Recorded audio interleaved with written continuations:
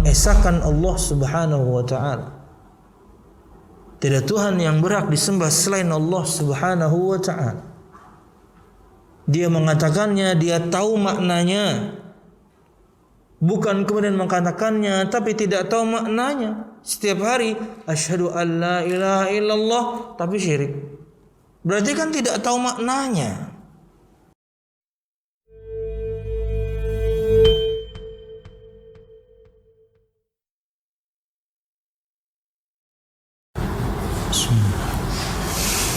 Assalamualaikum warahmatullahi wabarakatuh. Innal hamdalillah nahmaduhu wa nasta'inuhu wa nastaghfiruh wa na'udzu billahi min shururi anfusina wa min sayyiati a'malina. May yahdihillahu fala mudilla lahu wa may yudlil fala hadiya lahu. Asyhadu an la ilaha illallah wahdahu la syarika lah wa asyhadu anna Muhammadan abduhu wa rasuluh. Qala Allah Ta'ala fil Qur'anil Karim, a'udzu billahi minasy syaithanir rajim. Ya ayyuhalladzina amanu taqullaha haqqa tuqatih wa la tamutunna illa wa antum muslimun. يا أيها الناس اتقوا ربكم الذي خلقكم من نفس واحدة وخلق منها زوجها وبث منهما رجالا كثيرا ونساء واتقوا الله الذي تساءلون به والأرحام إن الله كان عليكم رقيبا. يا أيها الذين آمنوا اتقوا الله وقولوا قولا سديدا يصلح لكم أعمالكم ويغفر لكم ذنوبكم ومن يطع الله ورسوله فقد فاز فوزا عظيما. فإن أصدق الحديث كتاب الله وخير الهدي هدي محمد صلى الله عليه وسلم وشر الأمور محدثاتها فإن كل محدثة بدعة wa kullu bid'atin dhalalah wa kullu dhalalatin finnar, amma ba'd. Ikhwati at-talabah rahimakumullah, alhamdulillah, segala puji dan syukur marilah kita haturkan kepada Allah Subhanahu wa taala.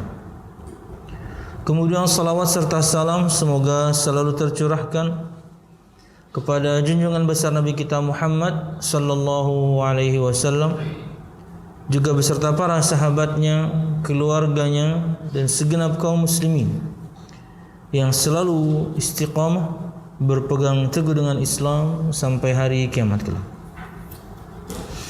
Ikhwati at-talabah rahimakumullah, melanjutkan pembahasan kita pada syarah kitab Tauhid karya Syekh Shalih Fauzan bin Abdullah Al-Fauzan hafizahullah ta'ala.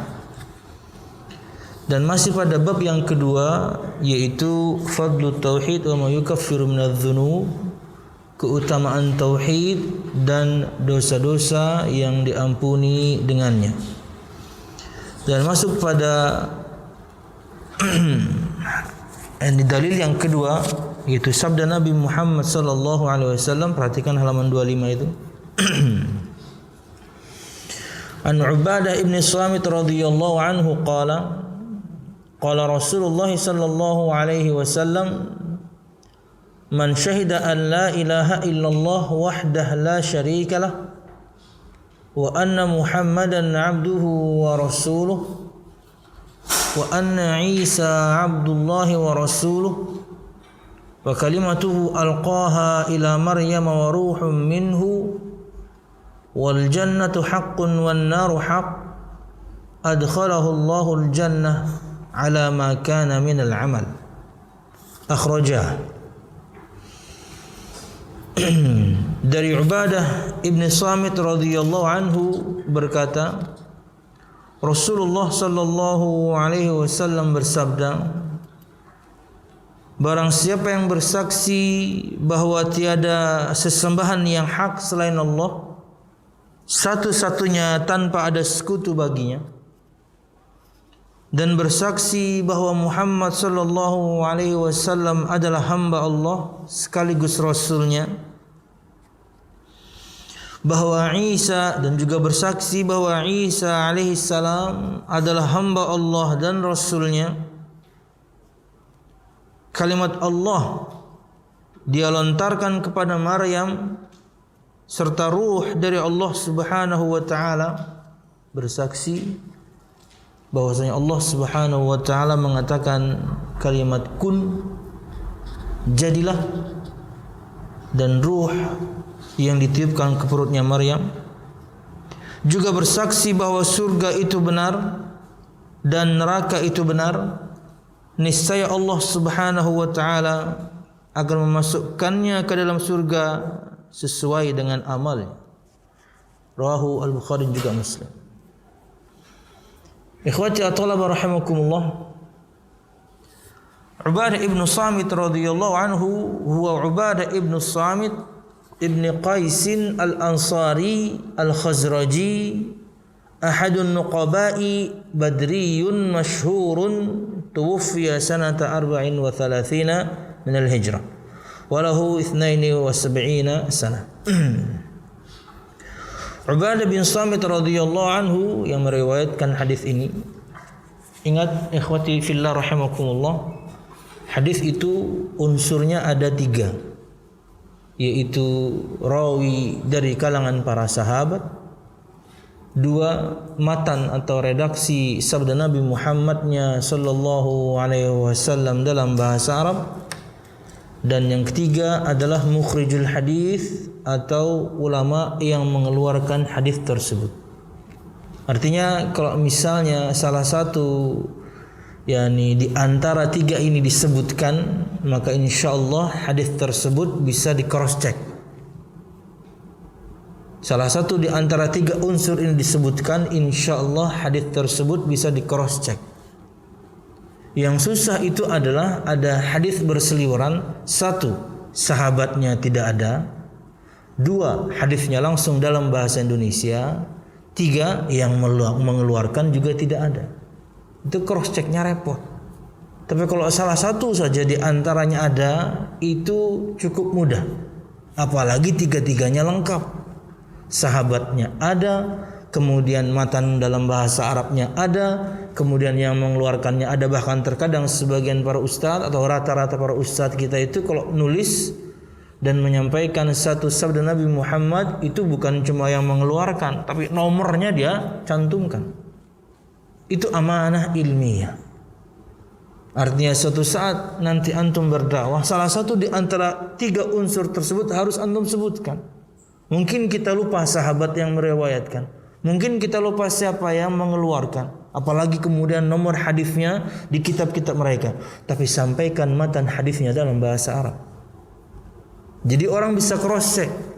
Kalau misalnya seorang menyampaikan hadis dalam bahasa Indonesia, kemudian tidak menyebutkan siapa yang mengeluarkannya, tapi dia sebutkan sahabatnya Ubadah bin Samit dari nama sahabatnya, maka bisa di cross check. Ya, di kitab-kitab hadis yang jenisnya musnad. Musnad itu kitab hadis yang disebutkan, kitab hadis yang jenisnya musnad itu adalah kitab hadis yang diurutkan secara abjadiyah nama perawinya. Jadi kalau Ubadah bin Samit, ya tinggal cari di bagian ain ketemu. Sahabat siapa mungkin yang depan namanya ain, ketemu di situ semua. Kalau misalnya seorang kemudian menyampaikan hadis Nabi Muhammad, sahabatnya tidak dia sebutkan, cuman matan hadisnya dia sebutkan, maka juga bisa dicari di kitab-kitab mu'jam. Ini kitab hadis, ya kitab indeks atau kitab apa ya istilahnya, kamus lah.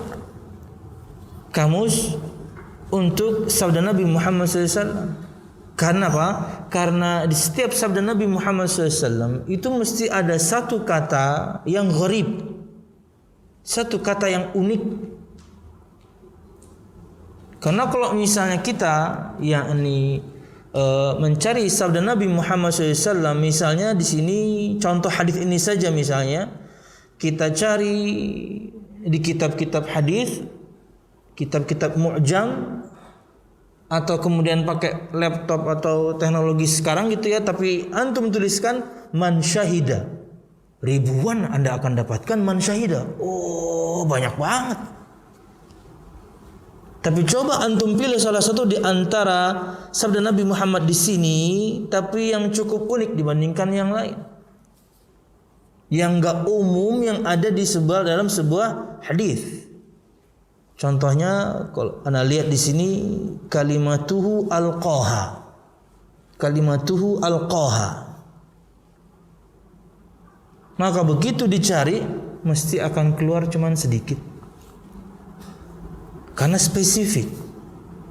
Kalau antum tulis la ilaha illallah, wah ribuan nanti hadis yang keluar. Harus cari yang unik dalam sebuah hadis. Makanya di kitab-kitab mu'jam akan ketemu. Apalagi kitab-kitab gharibul hadis ketemu. Begitu hadisnya ketemu, nanti sahabatnya ketemu, yang mengeluarkan ketemu. Kenapa? Karena menyampaikan hadisnya dalam bahasa Arab. 3. Seorang menyampaikan sabda Nabi Muhammad dalam bahasa Indonesia. Dia tidak menyebutkan siapa perawi dari kalangan para sahabatnya, tapi dia sebutkan rawahul Bukhari. Udah cari di kitab Bukhari, selesai. Hadis riwayat Imam Muslim selesai. Tapi kalau misalnya tiga-tiganya tidak ada, ini repot. Kita tidak katakan langsung orang yang menyampaikan berita-berita demikian kemudian pendusta. No, cuman Anda tidak ilmiah aja.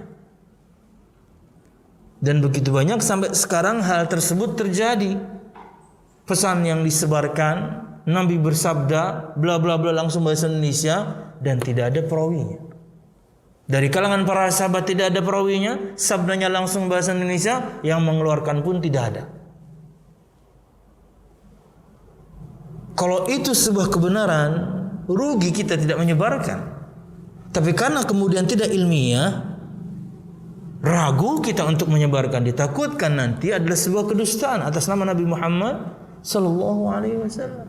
Ingat ya, orang bikin hadis palsu itu di antara tujuannya ingin nasihatin orang. Di antara tujuan orang bikin hadis palsu itu baik untuk mengingatkan orang akan kebaikan. Salahnya ya dusta. Kenapa Anda ingin berbuat baik tapi kemudian bermaksiat? Anda ingin berbuat baik, menasihati orang dengan sabda Nabi Muhammad SAW atau perkataan yang Anda sandarkan kepada Nabi Muhammad SAW, tak tahunya dusta. Ribuan hadis yang sahih belum kita baca. Nana sering menyampaikan, kalau bisa kita katakan berikut ini, bahwasanya di salah satu daurah, Syekh bertanya kepada semua kita kala itu 300-an lebih, hampir 400 para ustadz sunnah di Indonesia, salah satu daurah, siapa di antara kalian yang sudah mengkhatamkan membaca Sahih Bukhari? Beliau tidak katakan menghafal. Siapa di antara kalian yang sudah mengkhatamkan membaca Sahih Bukhari? Antum tahu yang angkat tangan berapa orang? Enggak sampai 10 orang dari hampir 400 ustadz di Indonesia. Ya, tidak bisa dipungkiri. Yang sahih aja belum kita baca. Dan kita berbicara ustadznya sekarang. Siapa di antara kalian yang sudah membaca Sahih Muslim?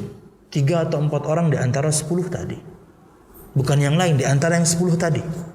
Salah satunya waktu itu ada yang angkat tangan di samping saya. Ya, subhanallah. Yang sahih masih banyak. Seabrek yang sahih belum kita baca, apalagi kemudian kita sampaikan. Kenapa bikin hadis palsu? Kenapa kemudian ingin berbuat baik tapi dengan berdusta atas nama Nabi Muhammad? Ancamannya ngeri. Kata Nabi Muhammad SAW, ingat ya, nggak mesti ngomong tapi bisa dengan tulisan. Kata Nabi Muhammad SAW, Inna kadhiban alayya laysa ka kadhibin ala ahadin. Man kadzdzaba alayya muta'ammidan falyatabawwa maq'adahu minan nar. Sesungguhnya berdusta atas namaku itu tidak sama dengan berdusta atas nama orang lain. Barang siapa yang berdusta atas namaku sengaja, tahu dia bikin. Dia tahu ini bukan sabda Nabi Muhammad. Yang banyak memang di kita ini adalah depannya mirip sabda Nabi Muhammad, sisanya dia pelintir. Atau dia rubah sedikit. Barang siapa yang berdusta atas namaku sengaja, maka persiapkan tempatnya di neraka. Ancamannya neraka berdusta atas Nabi Muhammad. Anda ingin menasihati orang tapi pakai hadis palsu. Udah gitu di broadcastnya sebarkan sebanyak-banyaknya, macam-macam lah, subhanallah.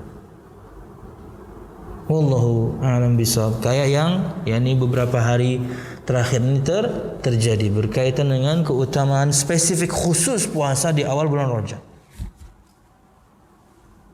Orang yang sebarin sana sini, dia tidak sadar dia telah berdusta atas nama Nabi Muhammad sallallahu alaihi wasallam dan ancamannya berat. Kita tahu di antara ciri-ciri dosa besar itu kalau ada ancaman nerakanya. Ciri-ciri dosa besar itu banyak. Jika ada ancaman neraka, jika ada ancaman hukuman tertentu, jika ada ancaman laknat, jika apalagi macam-macam. Ada ciri-ciri dari sabda Nabi Muhammad dan firman Allah menunjukkan kalau dilakukan ini berarti dosa besar. Contohnya sabda Nabi Muhammad yang tadi ancamannya neraka. Wallahu a'lam bishawab. Oke. Ubadah bin Samit radhiyallahu anhu, nama aslinya Ubadah bin Samit bin Qais al-Ansari al-Khazraji, salah satu kabilah besar di Madinah.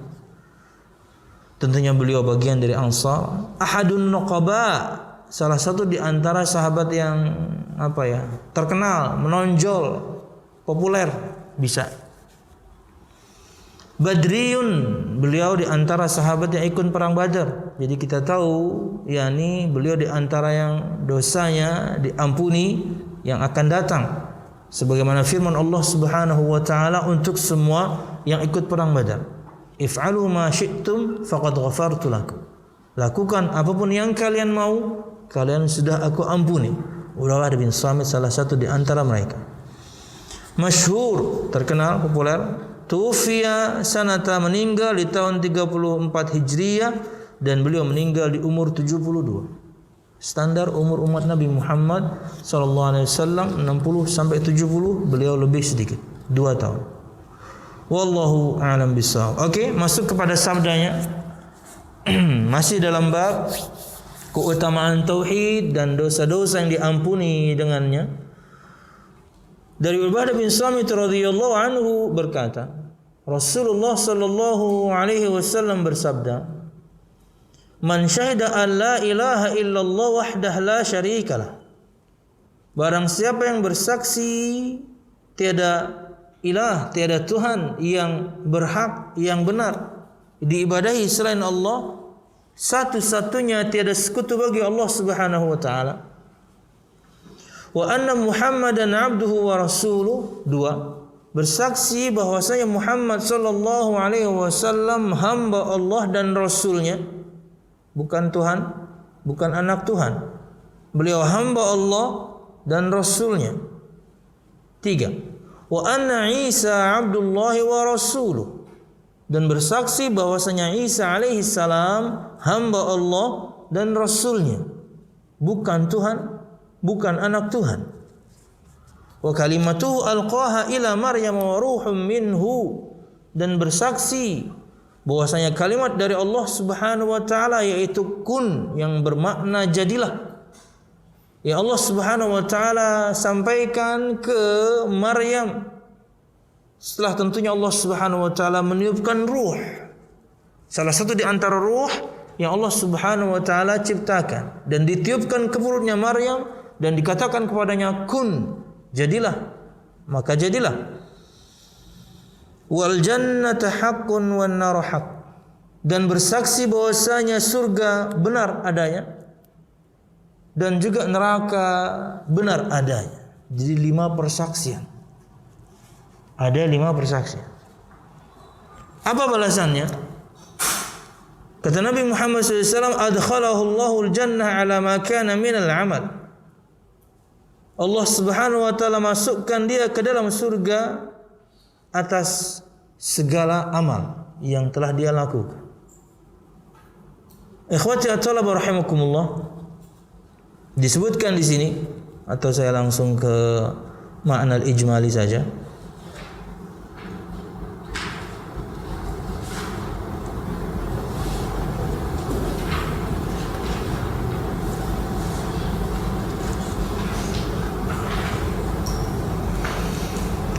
Atau satu-satu ya kita sebutin ya. Kayaknya maknanya perlu dibaca satu-satu ya. Perhatikan perkataan beliau hafizallahu taala. Syahidallah syahida an la ilaha illallah. Bersaksi bahwa tiada Tuhan selain Allah. Artinya adalah takallama bihadhil kalimah 'arifan li ma'naha 'amilan li muqtadaha zahiran wa batinan.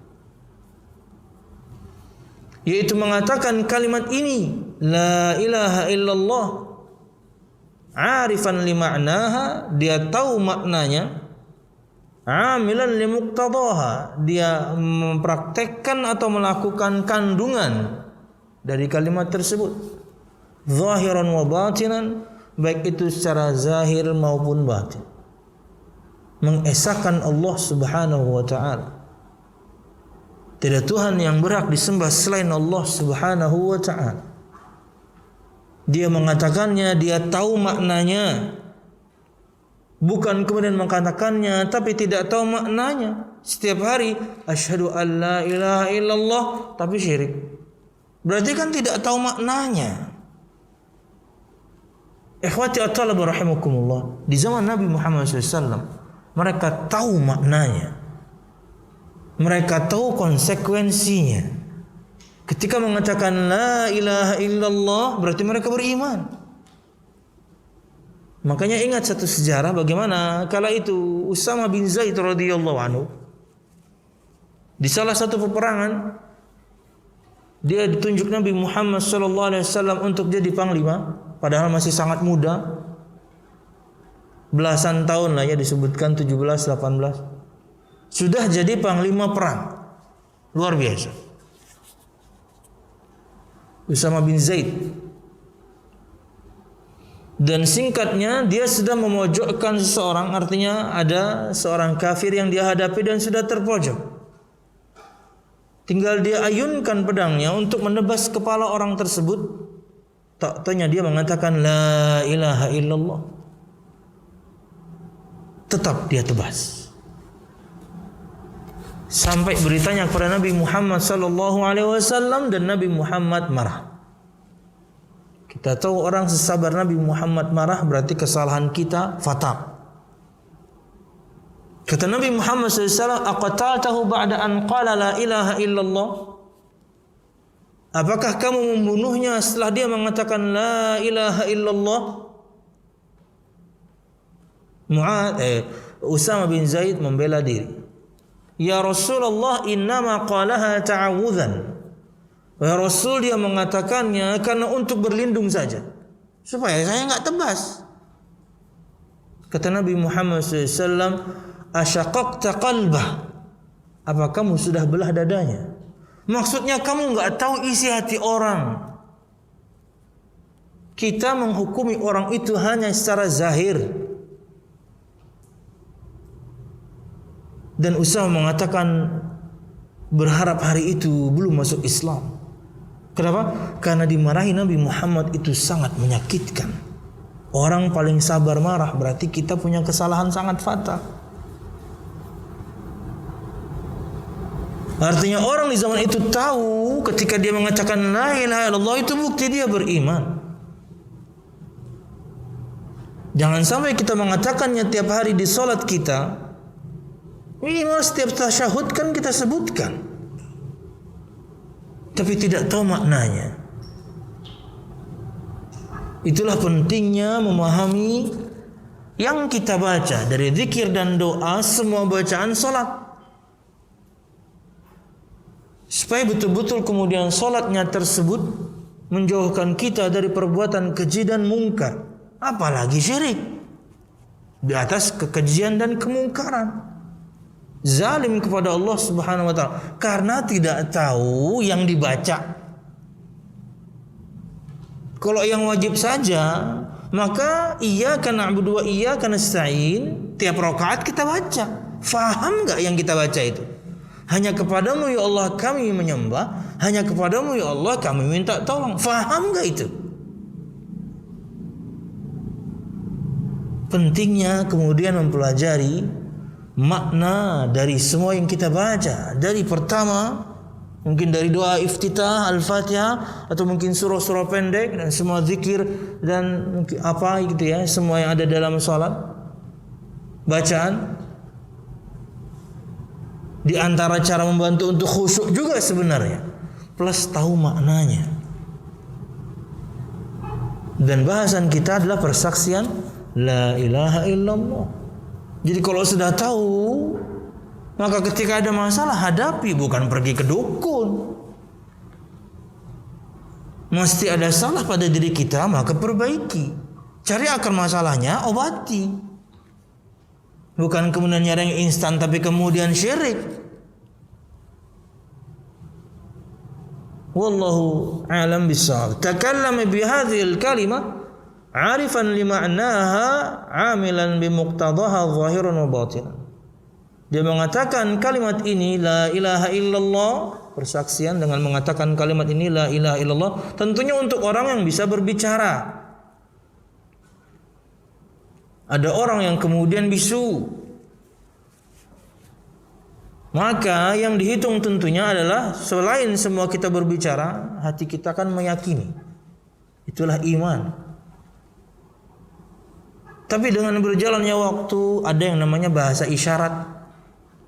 Maka bisa jadi seorang yang mungkin qadarullah dia bisu, dia tuli, maka ketika dia mengucapkan kalimat syahadat mungkin dengan yakni bahasa isyarat. Tapi intinya hatinya meyakini. Kita berbicara yakni untuk yakni secara general orang-orang yang normal ya. Dia mengatakan kalimat ini, dia tahu maknanya, bahwasanya ketika kita mengucapkan syahadah, kita mempersembahkan amal kita hanya kepada Allah, tidak untuk yang lain, dan kita mengingkari semua sesembahan selain Allah Subhanahu wa taala. Harus faham makna itu. Bukan menyembah Allah Subhanahu wa taala tapi membenarkan semua tuhan yang lain. Ya, Tuhan itu banyak. Tapi yang benar cuma satu. Kan semua yang mereka sembah, non-muslim di luar sana, mereka mengatakan Tuhan. Banyak. Tapi yang benar cuma satu. Dan kita harus mengingkari, bukan kemudian mengiyakan. Semua agama baik, semua yakni menyembah kepada Tuhan yang sama. No. Semua menghantarkan kepada jalan yang satu, enggak ada. Ikhwati at-talaba rahimakumullah, 'amilan bimuqtadaha zahiran wa batinan, dan mengamalkan yang terkandung dari makna tersebut secara zahir maupun batin. La ilaha illallah, la ma'budu bihaqqin illallah, tiada sesembahan yang hak, yang benar selain Allah. Wahdah, satu-satunya, la syarikalah. Ini adalah penguat dalam bahasa Arab, satu-satunya, tiada sekutu bagi Allah Subhanahu wa taala. Disebutkan di sini ta'kidun lin nafi di poin la syarika, penguatan untuk peniadaan, tiada sekutu bagi Allah, enggak perlu sekutu. Ana aghna syuraka'u anisyirki, kata Allah Subhanahu wa taala. Aku zat yang paling kaya dari persekutuan. Aku enggak butuh maksudnya. Sendirian Allah Subhanahu wa taala, satu-satunya esa. Faman asyraka ma'i ghairi taraktuhu wa syirkah, maka barang siapa yang menyekutukanku dengan yang lain, aku tinggalkan dia dengan sekutu tersebut. Allah paling kaya. Jadi enggak butuh untuk bersekutu, bersyarikat, bersatu jadi Tuhan, enggak butuh. Bersekutu dengan seorang nabi gitu, dengan malaikat, enggak perlu, enggak butuh. La syarikalah. Wa anna Muhammadan abduhu wa rasuluh. Wa anna Muhammadan wa syahida anna Muhammadan, yaitu dia bersaksi bahwasanya Muhammad sallallahu alaihi wasallam abduhu wa rasuluhu, hamba Allah dan rasulnya. Tidak disebutkan nabi karena rasul pasti nabi. Rasul pasti nabi. Nabi belum tentu jadi rasul. Tapi dua-duanya tentunya diperintahkan untuk menyampaikan risalah. Bedanya rasul diberikan syariat yang baru terpisah. Nabi hanya melanjutkan syariat rasul sebelumnya. Nabi kita Muhammad SAW nabi, beliau dinabikan dengan Iqra bismi rabbikal ladzi khalaq, dan kemudian beliau adalah juga rasul dan dirasulkan dengan ya ayyuhal muddatsir. Nabi kita adalah Nabi Muhammad dan beliau juga sekaligus rasul. Rasul pasti nabi, nabi belum tentu jadi rasul. Nabi berjumlah 124.300 sekian belas diantaranya adalah rasul. Jadi rasul itu jauh lebih sedikit. Wa anna Isa abdullahi wa rasuluh. Isa ay syahida anna Isa ibnu Maryam, yaitu barang siapa yang bersaksi bahwasanya Isa alaihi salam, Isa ibnu Maryam, bersaksi hamba Allah dan rasulnya. Kata Syekh, khilafan lima ya'taqiduhu an-nasara annahu Allah au ibnullah au thalithu thalatha. Barang siapa yang bersaksi bahwasanya Isa ibnu Maryam adalah hamba Allah dan rasulnya, berbeda dengan yang diyakini oleh orang-orang Nasrani, di mana mereka mengatakan Isa adalah Allah, Isa adalah anak Allah, atau dia adalah yang ketiga, Trinitas. Satu adalah tiga, tiga adalah satu. Cukup unik juga ya. Satu adalah tiga, tiga adalah satu. Prinsip Trinitas ya. Salitsu tsalatsa. Yang ketiga dari yang tiga.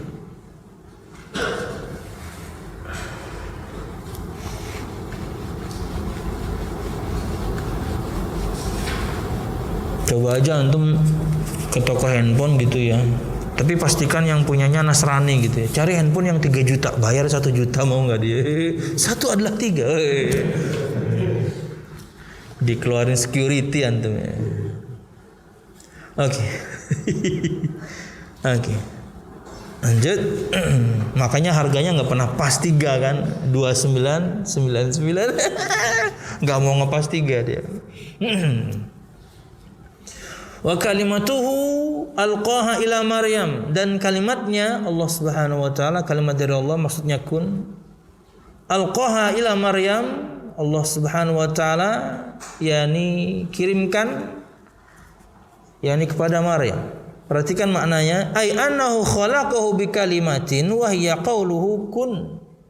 Bersaksi bahwasanya Allah Subhanahu wa taala menciptakan Nabi Isa alaihissalam dengan kalimat kun, yang berarti jadilah. Idza arada syai'an ay yaqula lahu kun fayakun. Semua kita hafal itu. Jika Allah Subhanahu wa taala berkehendak tentang sesuatu atau akan sesuatu, Allah hanya mengatakan kepadanya jadilah, maka terjadilah. Alqaha ila Maryam ay arsala biha Jibril ilaiha fanafakha fiha min ruhihi al-makhluqati biidnillahi azza wa jalla. Allah mengirimkan kepada Maryam Jibril alaihissalam, kemudian meniupkan kepadanya ruh dari ruh yang Allah Subhanahu wa taala telah ciptakan. Jadi Allah tiupkan ke perutnya Maryam ruh. Kemudian Allah katakan kepadanya kun. Dan ini diantara yakni mukjizat Nabi kita Nabi Isa alaihissalam, di mana beliau terlahir tanpa ayah dari ibu yang perawan tentunya. Wallahu a'lam bishawab. Dia terlahir tanpa ayah dari ibu yang perawan. di mana itu adalah satu perkara yang mustahil. Perempuan hamil mesti karena ada persetubuhan dengan laki-laki. Ini disentuh laki-laki saja tidak pernah, kemudian hamil. Dan luar biasa masa itu berat untuk Maryam. Ya, dia dituduh berzina pasti itu. Dan Allah Subhanahu wa taala sucikan mereka berdua dengan firman-firman Allah Subhanahu wa taala yang menerangkan akan hal tersebut. Menciptakan Nabi Adam alaihissalam tidak ada ayah dan ibunya gampang bagi Allah. Menciptakan Nabi Isa alaihissalam ada ibunya, ya pasti lebih gampang dong. Inna mathala Isa indallah kamathali Adam khalaqahu min turabin thumma qala lahu kun fayakun. Sesungguhnya permisalan penciptaan Isa alaihissalam seperti penciptaan Nabi Adam. Allah ciptakan ia dari tanah, Allah katakan kepadanya jadi, jadilah. Gampang bagi Allah Subhanahu wa taala. Wallahu a'lam bishawab. Wa ruhun minhu, ay anna Isa alaihissalam ruhun minal arwah allati khalaqaha Allah taala. Bahwasanya Isa alaihissalam tercipta dari satu ruh di antara ruh-ruh yang Allah Subhanahu wa taala yakni ciptakan. Minhu darinya, ay minhu khalqan wa ijadan, dari Allah Subhanahu wa taala yakni penciptaan pertama kali untuk ruhnya Isa alaihissalam. Untuk Isa alaihissalam. Dalam surah Al-Jathiyah ayat 13 Allah Subhanahu wa taala berfirman, wa sakhkhara lakum ma fis samawati wa ma fil ardi jami'an minhu, dan dia menundukkan untuk kalian apa yang ada di langit dan apa yang ada di bumi semuanya dari Allah Subhanahu wa taala. Termasuk di antaranya adalah ruh yang Allah ciptakan, ditiupkan ke perutnya Maryam, Allah katakan kun dan jadilah. Berkaitan dengan Nabi Isa ini, kita punya pengajian dua pertemuan, betul ya? Dua pertemuan ya. Ya. Waktu kemarin kita bahas itu waktu apa ya? Hah? Waktu tahun baru ya. Oh ya. Artinya prinsip dasar Islam tentang Nabi Isa alaihissalam ini sudah kita sebutkan. Udah diposting juga dua-duanya ya? Udah ya? Baru satu ya.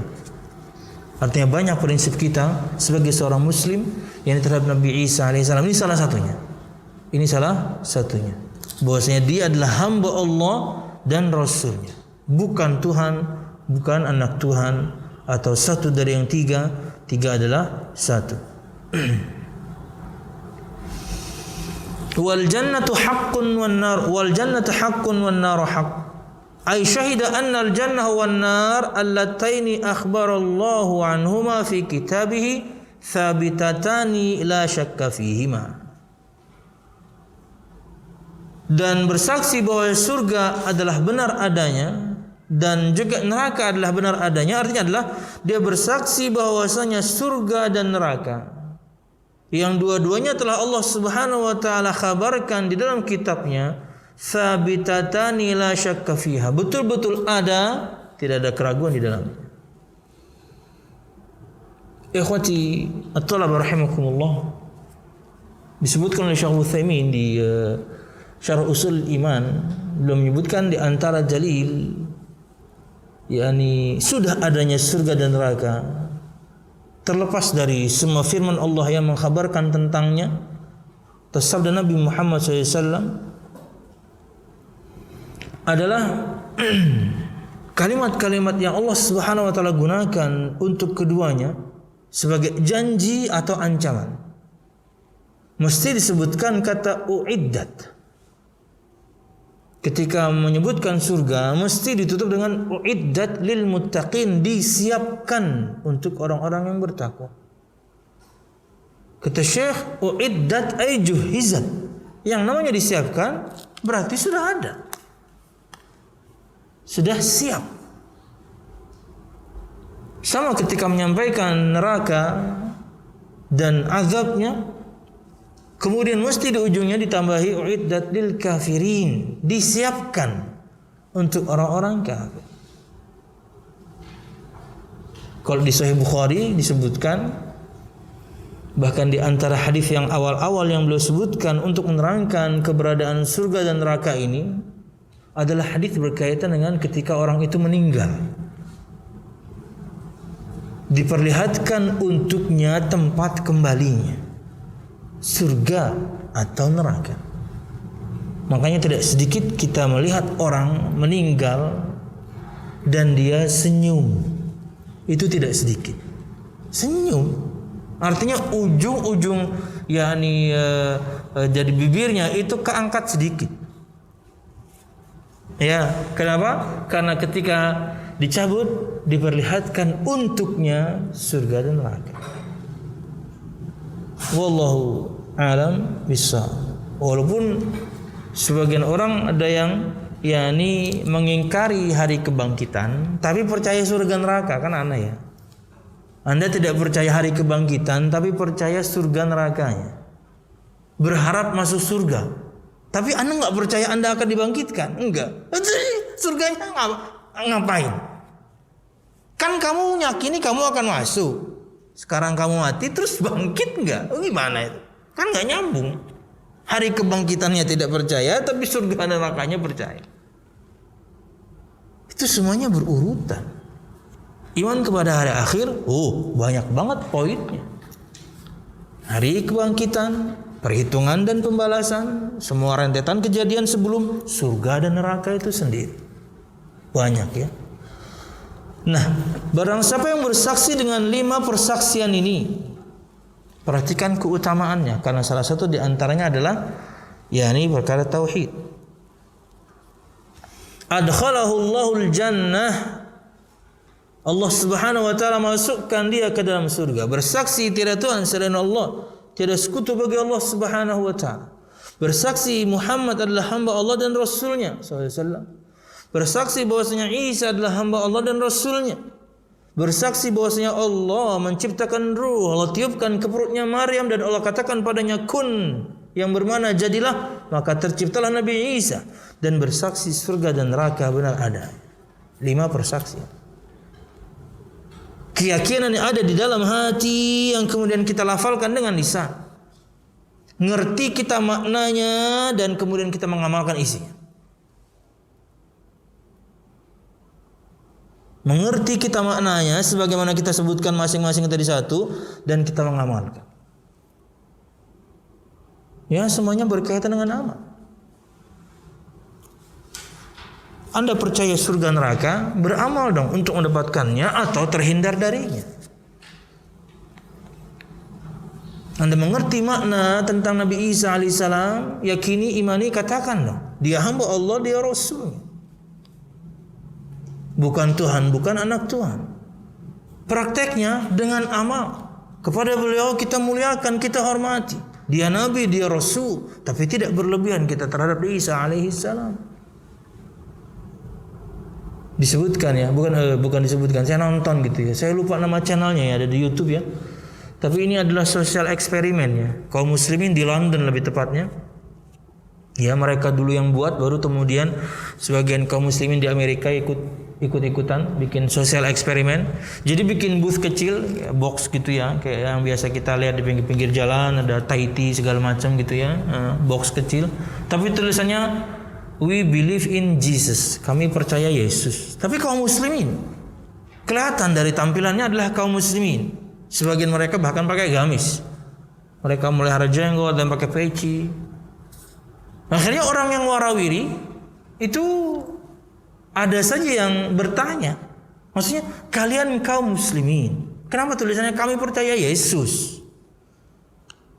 Ketika orang menghampiri itulah kemudian mereka terangkan, inilah keyakinan kami. Bahwasanya dia hamba Allah, dia Rasul Allah, dia bukan Tuhan, dia bukan anak Tuhan. Ini yang kami yakini. Kasih mushaf terjemah. Ya. Kita mempercayai, kita bersaksi bahkan bahwasanya Isa alaihissalam yang bagi mereka Yesus hamba Allah dan Rasul. Sama dengan Nabi Muhammad, hamba Allah dan Rasulnya. Ya, ada amalnya, ada prakteknya. Dan kemudian ke atas ya. Nabi Muhammad hamba Allah dan Rasulnya, ngerti kita maknanya, konsekuensi perkataan Muhammad Rasulullah, meyakini semua berita yang beliau bawa masuk akal atau tidak. Selama hadisnya sahih kita yakini. Tidak mengedepankan perkataan siapapun di atas firman Allah dan sabda Nabi Muhammad. Mencintai Nabi Muhammad lebih daripada siapapun di muka bumi setelah Allah. Dan prinsip-prinsip yang banyak. Tahu kita maknanya dan kemudian kita mengamalkan kandungannya. Apalagi kemudian bahasan intinya yang nomor 1. Tiada Tuhan selain Allah Subhanahu wa ta'ala dan kita tidak berbuat syirik. Perhatikan keutamaannya. Adkhalahu Allahul jannah, Allah Subhanahu wa ta'ala masukkan dia ke dalam surga. Jawab syartis sabiq min qawlihi man syahida. Ini adalah kalimat jawab syarat. Ini dalam bahasa, ini antum akan pelajari nanti. Ada fi'lu syarat, ada jawab syarat. Di awal tadi antum perhatikan barang siapa yang bersaksi. Jumlah syartiyah ini dalam bahasa Arab. Barang siapa yang bersaksi, maka kemudian ada jawabannya, maka. Jawaban dari persyaratan yang pertama. Barang siapa bersaksi, fi'il syarat, maka Allah akan masukkan dia ke dalam surga. Ini jawabannya. Barang siapa, maka. Ini sudah standar bagaimana indahnya sabda Nabi Muhammad SAW. Jawab syartis sabiq. Itu akan pelajari nanti di pelajaran nahwu insyaallah.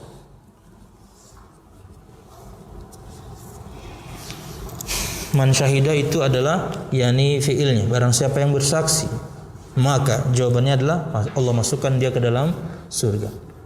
Ala ma kana minal amal, ala ma kana minal amal,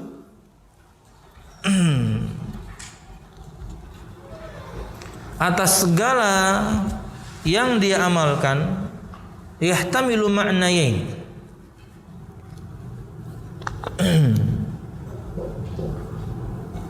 Atas segala yang dia amalkan ini mengandung dua makna.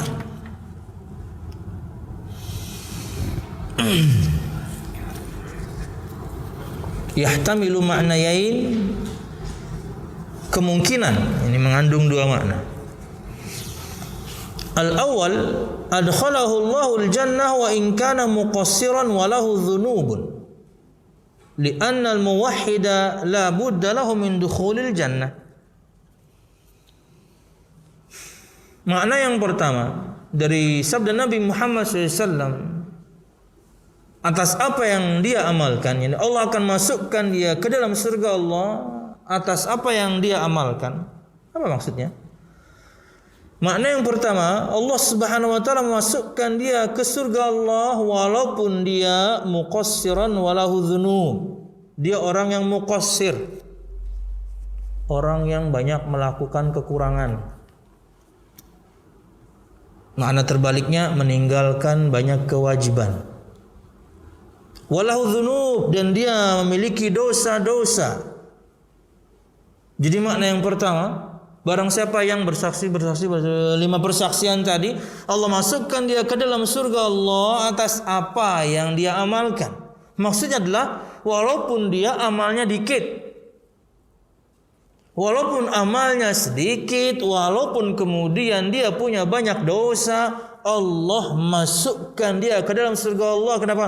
Karena dia muwahhid. Li'annahu al-muwahhid, li'anna al-muwahhid, karena orang yang mengesahkan Allah, orang yang bertauhid, la budda lahu min dukhulil jannah, dia harus masuk surga. Ini makna yang pertama, bisa difahami.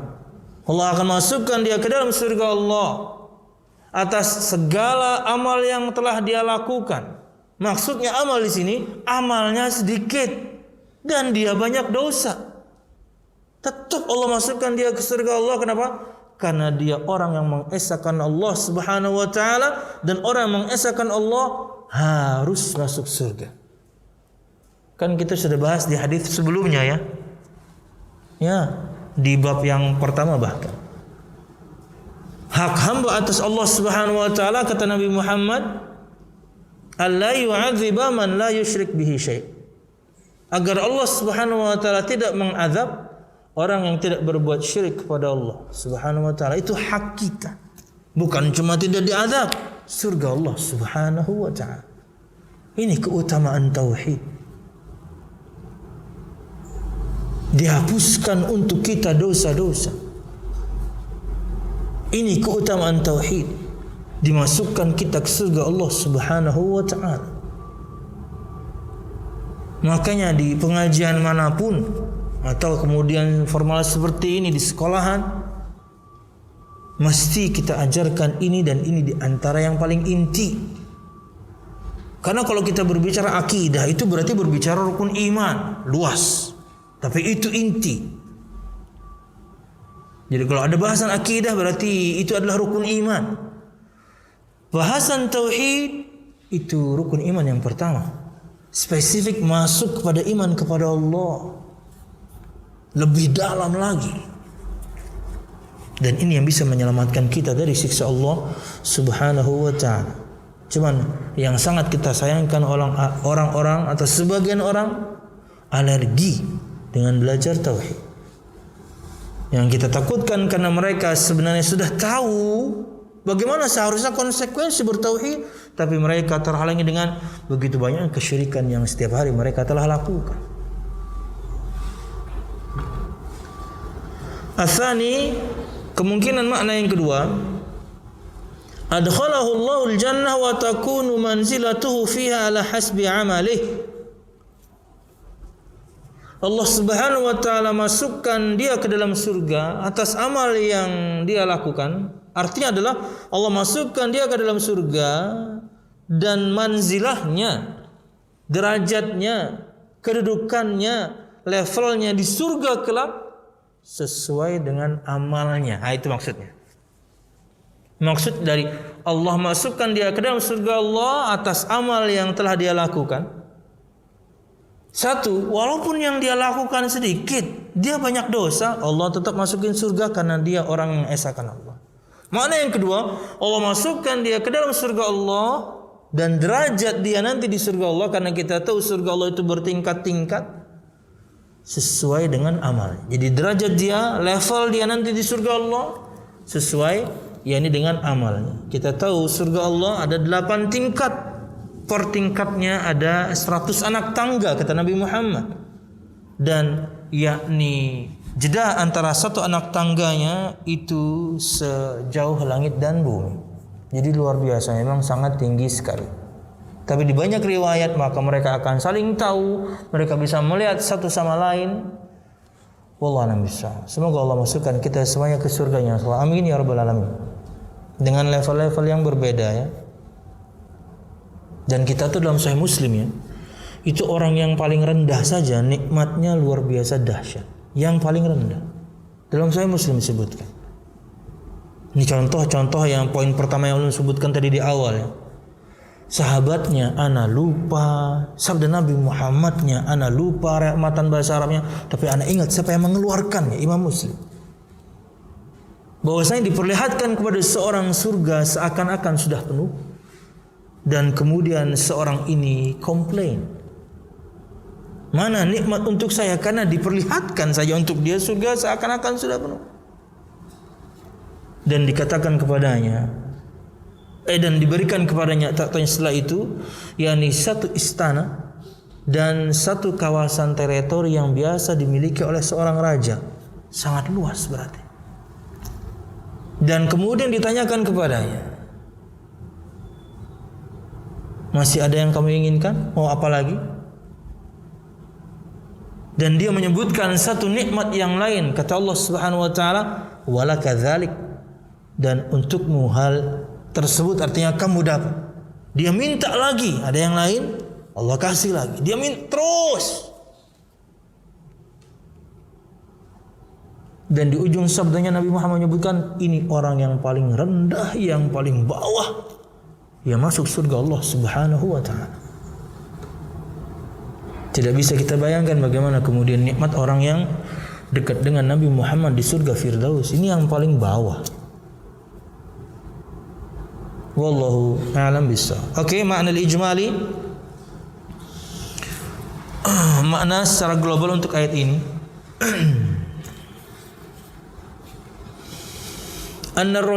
Akhraja itu artinya adalah rawah hadzal hadits al-Bukhari wa Muslim fi sahihaihima alladzaini huma asahul kutubi ba'da al-Qur'an. Hadis ini dikeluarkan oleh Bukhari dan Muslim dalam dua kitab sahih mereka, di mana dua kitab sahih mereka adalah kitab terbenar setelah Al-Qur'anul Karim. Makanya di antara cara mengetahui hadis itu sahih, menenangkan hati dan jiwa, kalau dikeluarkan dua imam ini. Sangat kita sayangkan di zaman kita, dua imam ini namanya dicatut. Jadi kalau ada orang berani bikin hadis qudsi, itu bikin hadis palsu sabda Nabi Muhammad, ringan. Lawang dia bisa mengatasnamakan Allah kok. Kalau orang kemudian membuat hadis palsu mengatasnamakan Nabi Muhammad SAW, apalagi cuma nyatut dua nama imam ini, semuanya lebih rendah kan? Orang bisa bikin hadis qudsi loh, firman Tuhan, untuk menguatkan, menopang, mendukung amal yang dia lakukan. Jadi kalau sampai ada orang bikin hadis qudsi, itu bikin hadis biasa yang marfu levelnya di bawahnya, lebih mudah. Berdusta atas nama Allah saja dia berani, apalagi atas nama Nabi Muhammad, apalagi cuma nyatut dua imam ini rahimahumullah subhanahu wa ta'ala. Dan itu terjadi sejak ramainya zaman yakni broadcast, ya, dari sejak zaman BlackBerry lah, 2007 2008 booming BlackBerry. Kemudian kita tahu bagaimana berita itu bisa di broadcast, di grup-grup gitu ya. Sejak waktu itu sampai sekarang masih kita temukan, subhanallah. Jadi kita tidak heran kalau orang nyatut dua nama imam ini. Karena apa? Orang itu kalau sudah Bukhari Muslim tenang udah. Karena itu salah satu di antara cara mengetahui hadits itu sahih, yang ngeluarin siapa? Dua imam ini sahih udah. Pernah disebutkan diadakan kontes di Saudi Arabia untuk mencari hadis yang lemah di dua kitab ini, dan tidak ditemukan di Sahih Bukhari, dan ditemukan 6 di Sahih Muslim. Akhirnya menemukan ini harus presentasikan. Anda harus buktikan dengan ilmu hadis dari mana sisi lemahnya, dan diterangkan 1, 2, 3 ada 6 biji mudah saya tidak salah, dan tak taunya analisanya salah. Dan diterangkan secara detail oleh para juri. Dan setelah itu tidak pernah lagi ada kontes, karena tidak ditemukan sahih. Syarat yang mereka buat Imam Bukhari Muslim, walaupun mereka tidak tuliskan syarat itu ya, tapi dari praktek mereka seakan-akan punya syarat. Imam Bukhari itu di antara syarat beliau sebelum menuliskan hadis ini di kitab beliau, itu rawi yang ada di atas beliau harus sezaman dengan yang di atasnya dan ketemu. Beliau harus pastikan dua hal itu dulu. Harus sezaman. Beliau dan gurunya, gurunya dengan gurunya, gurunya dengan gurunya, itu harus sezaman, bukan cuma sezaman, ketemu. Beda dengan Imam Muslim, syaratnya lebih rendah. Harus sezaman dan ada kemungkinan bertemu. Berat syarat yang mereka buat, baru mereka tuliskan hadis itu dalam kitab. Jadi hati kita itu tenang kalau sudah Bukhari Muslim. Tapi na'udzubillah, sebagian orang yang tidak bertanggung jawab catut nama itu, karena dia tahu kaum muslimin tenang dengan periwayatan mereka berdua. Akhirnya sekarang kita tugas lagi. Ada broadcastan, sahabat nggak ada, Terjemahan langsung dalam bahasa Indonesia Bukhari Muslim. Waduh, harus ngecek lagi juga sekarang. Di mana dulu kita tenang mendapatkannya. Telusur punya telusur, palsu juga. Jadi ringan mendustakan Imam Bukhari Muslim, ringan. Lawang dia berdusta atas nama Ibu Muhammad kok. Lawang dia berdusta atas nama Allah kok. Bukhari Muslim, ringan bagi orang pendusta itu. Subhanallah. Nggak ada harganya bagi dia. Bagaimana susahnya para ulama dahulu nuntut ilmu. Bisa safar ke negeri yang jauh hanya untuk mendapatkan satu riwayat hadis. Dari mana kau mendengarkan hadis ini? Oh, saya dengarkan dari fulan bin fulan di Jawa Tengah. Misalnya kalau kita bicara Indonesia, ke Jawa Tengah. Kita tidak berbicara yang di zaman waktu itu ada pesawat, enggak. Kapal kan pasti kan. Bisa berhari-hari kan. Sampai sana ketemu orangnya, kasarnya ketemu gitu ya, dengan susah payah. Anda dari siapa? Dari fulan. Di mana? Di Irian Jaya. Apa enggak repot Anda? Para ulama zaman itu, kenapa ini kita harus mengenal riwayat mereka? Jasanya sangat luar biasa. Kalau bukan karena mereka, kita nggak tahu sabda Nabi Muhammad ini, kabar gembira ini.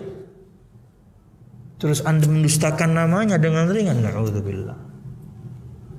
Demi kepentingan pribadi. Di antara maksud kepentingan pribadi, ada hadis-hadis itu mendukung dagangan dia.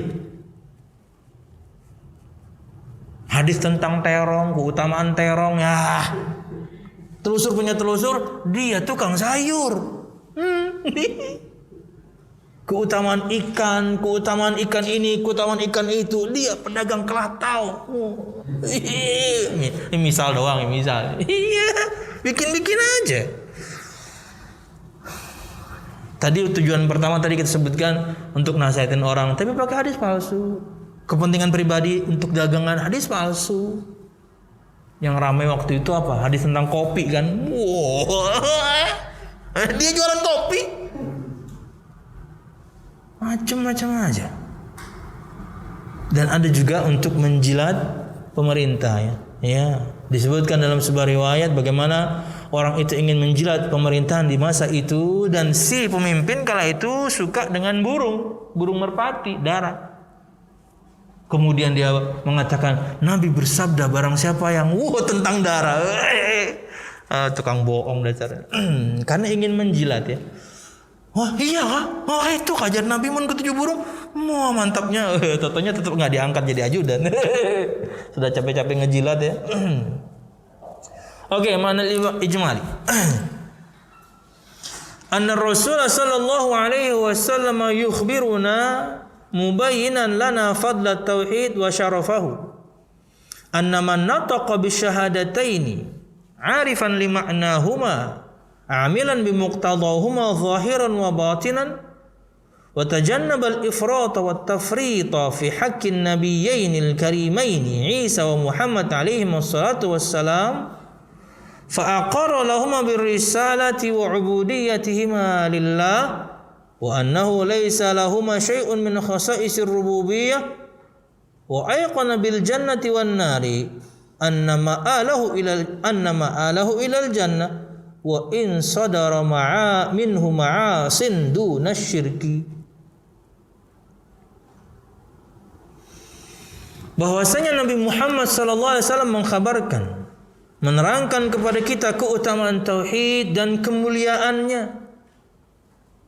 Bahwasanya barang siapa yang mengucapkan dua kalimat syahadat, mengerti maknanya, mengamalkan kandungannya zahir batin, dan menjauhkan diri dari al-ifrat, sikap berlebih-lebihan, wat tafrid, sikap mengurangi, melecehkan, menghina, fi haqqin nabiyyainil karimain Isa wa Muhammad alaihi wassalatu wassalam, dalam hak dua nabi yang mulia Isa dan Muhammad. Tidak berlebihan, tidak mengurangi. Berlebihan mengatakan dia Tuhan, mengurangi melecehkan mereka misalnya. Fa aqarra lahumā bir-risalah wa 'ubudiyyatihima lillah, dan meyakini akan kerasulan mereka berdua dan bahwasanya mereka berdua adalah hamba Allah, wa annahu laisa lahum syai'un min khasa'isir rububiyyah, dan bahwasanya dan meyakini juga bahwasanya mereka berdua tidak memiliki sedikit pun keistimewaan rububiyah, mencipta, menghidupkan, mematikan, mengatur segala urusan, enggak. Tidak berlebihan dalam hak keduanya, ifrat dan tafrid. Meyakini kerasulan mereka berdua dan meyakini mereka dua-duanya hamba Allah, bukan Tuhan, bukan anak Tuhan. Meyakini bahwasanya mereka berdua tidak memiliki keistimewaan rububiyah seperti mencipta, menghidupkan, mematikan, mengatur segala urusan, enggak. Mereka hamba Allah, mereka rasul Allah. Dan meyakini bahwasanya surga dan neraka benar adanya. Nabi Muhammad SAW menerangkan keutamaan tauhid dengan semua persaksian ini. Anna ma'alahu ilal jannah, bahwasanya tempat kembalinya adalah surga. Wa in sadara minhu ma'asin duna syirki, walaupun muncul darinya, keluar darinya, atau dia melakukan kemaksiatan, tapi levelnya di bawah syirik, tetap Allah masukkan surga. Karena 5 persaksian yang kita sebutkan tadi. Wallahu a'lam bishawab. Maka esakan Allah Subhanahu wa taala. Tauhidkan Allah Subhanahu wa taala. Bersaksilah dengan ini yang telah kita sebutkan tadi. Surga Allah Subhanahu wa taala menanti. Munasabatul hadis lil bab, korelasi hadis dengan bab yang sedang kita bahas, keutamaan tauhid dan dosa-dosa yang diampuni karenanya. Anna fihi bayanan li fadli tauhid wa annahu sababun li dukhulil jannah wa takfirudz dzunub. Dalam hadis ini ada keterangan tentang keutamaan tauhid dan bahwasanya tauhid adalah sebab masuknya seorang ke dalam surga Allah dan sebab dihapuskannya dosa-dosa. Karena tadi melakukan maksiat tapi tetap Allah masukkan. Berarti karena tauhid Allah ampuni untuknya dosa-dosanya. Wallahu a'lam bishawab. Terakhir, ma yustafadu minal hadis, apa yang bisa diambil faedahnya dari hadis ini? Yang pertama, fadlu tauhid wa anna Allah yukaffiru bidzunub. Harokatnya salah itu. Fadlu tauhid wa anna Allah yukaffiru bihi adz-dzunub. Dalam hadis ini ada faedah satu, keutamaan tauhid dan bahwasanya Allah Subhanahu wa taala dengan tauhid menghapuskan dosa-dosa. Maka esakan Allah, tauhidkan Allah, dengannya Allah mengampuni untuk kita dosa-dosa kita. 2. Si'atu fadlillahi wa ihsanihi subhanahu wa ta'ala. Luasnya keutamaan dan kebaikan Allah Subhanahu wa ta'ala. Karena orang tadi kan berdosa, kan karena kita juga berdosa. Dan banyak, dan muqassir, enggak sempurna amal kita sana sini, kurang aja sana sini. Allah maafkan, Allah tetap masukkan ke surga. Ini di antara dari luasnya keutamaan dan kebaikan Allah Subhanahu wa taala. Pada hambanya pendosa Allah ampuni karena dosanya bukan syirik kepada Allah Subhanahu wa taala. 3. Wujub tajannubil ifrat wat tafrid fi haqqil anbiya'i was salihin. Fala najhadu fadlahum wala naghlu fihim fanusrif lahum syai'an min al-ibadah kama yaf'alu ba'dul juhal wad dalal.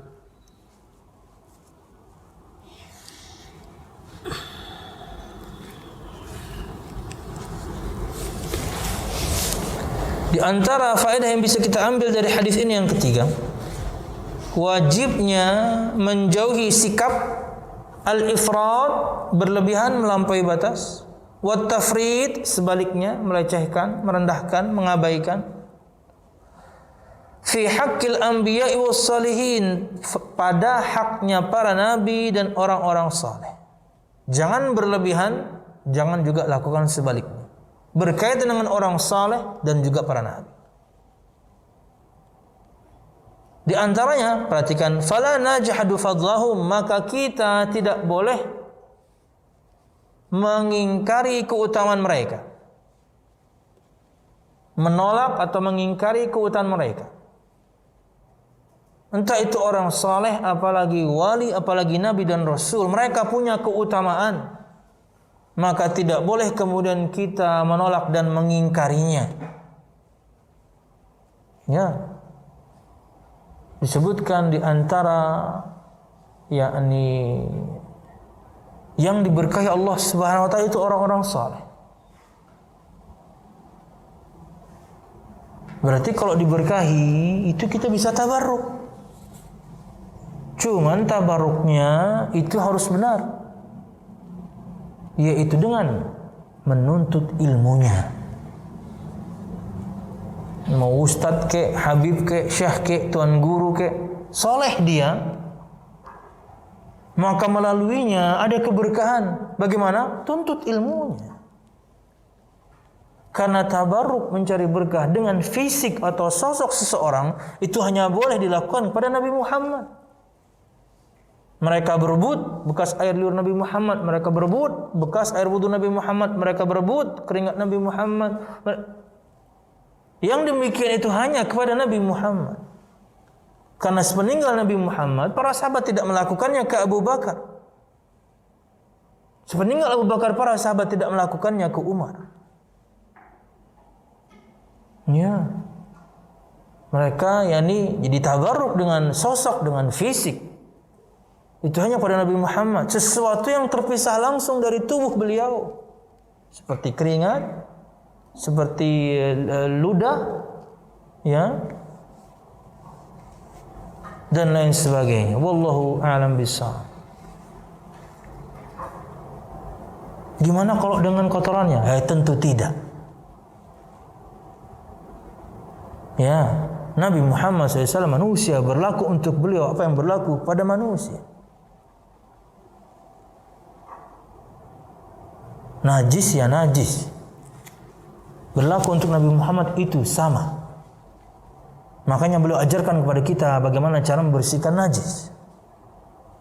Beliau ajarkan kepada kita bagaimana cebok, bagaimana kita istinja, bagaimana kita memiliki adab ketika buang air kecil, buang air besar. Ya. Tidak seperti orang-orang Syiah yang sampai kotorannya pun mereka muliakan. Nauzubillah. Nggak punya otak ya. Dan salah satu dedengkotnya mati kemarin. Alhamdulillah. Dan 4 hari sebelum disebutkan istrinya juga mati. Alhamdulillah. Nggak tahu istrinya ada berapa tuh. Karena yang mati itu bukan yang Renata itu, bukan. Emilia siapa namanya? Ya bukan. Berarti istrinya banyak ya. Wallahu a'lam bishawab. Wajibnya menjauhi sikap berlebihan dan sebaliknya dalam hak para nabi dan orang-orang saleh. Maka kita tidak mengingkari keutamaan mereka. Jika orang saleh saja kita tidak ingkari keutamaannya, apalagi nabi dan rasul. Wala naghlu fihim, dan kita juga tidak boleh berlebihan terhadap mereka. Kepada nabi saja kita tidak boleh berlebihan, apalagi kepada para wali dan orang-orang saleh. Nabi saja kita tidak boleh berlebihan. Kata Nabi Muhammad SAW, la tutruni kama atratin nasara ibnu Maryam, fa innama ana abdun faqulu abdullahi wa rasul. Jangan kalian berbuat itra, berlebih-lebihan terhadapku, sebagaimana Nasrani melakukannya kepada Isa ibnu Maryam, berlebihan sampai mengatakannya Tuhan atau anak Tuhan.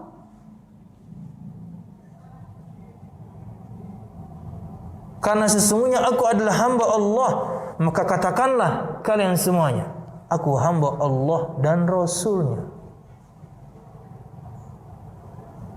Yakini akan kedudukan beliau. Tapi ingat, kita tidak mengingkari keutamaan beliau, kita tidak berlebihan terhadap beliau. Kepada Nabi saja kita tidak boleh berlebihan, apalagi hanya kepada orang saleh. fala naghlu fihim fanusrif lahum syai'an min al-ibadah, maka kita tidak boleh berlebihan terhadap mereka hingga kemudian kita memalingkan untuk mereka atau kepada mereka sebagian dari ibadah. Berdoa memohon kepada orang saleh, syirik, ghulu. Dan di antara sebab terjadinya ini kesyirikan adalah al-ghulu fis salihin. Sejarah pertama kali terjadinya kesyirikan itu awal mulanya karena sikap berlebih-lebihan terhadap orang-orang saleh dalam pemujian kepada mereka. Kama yaf'alu ba'dul juhali wad dhalal, sebagaimana yang dilakukan oleh orang-orang yang bodoh dan orang-orang yang sesat. Satu, entah mengingkari keutamaan nabi dan orang saleh, atau sebaliknya berlebihan terhadap orang saleh dan juga para nabi. Orang bodoh yang melakukan demikian. Kemudian anna aqidat at-tauhid tukhalifu jami'al milalil kufriyyati minal yahudi wan nasara wal wathaniyyin wad dahriyyin. Bahwasanya akidah tauhid, keyakinan tauhid, mengesahkan Allah Subhanahu wa taala dalam peribadatan, berbeda dari semua sekte, dari semua paham kufur. Baik itu dari kalangan Yahudi, Nasrani, penyembah berhala, dan juga ad-dahriyyin. Sama ya, kurang lebih ya.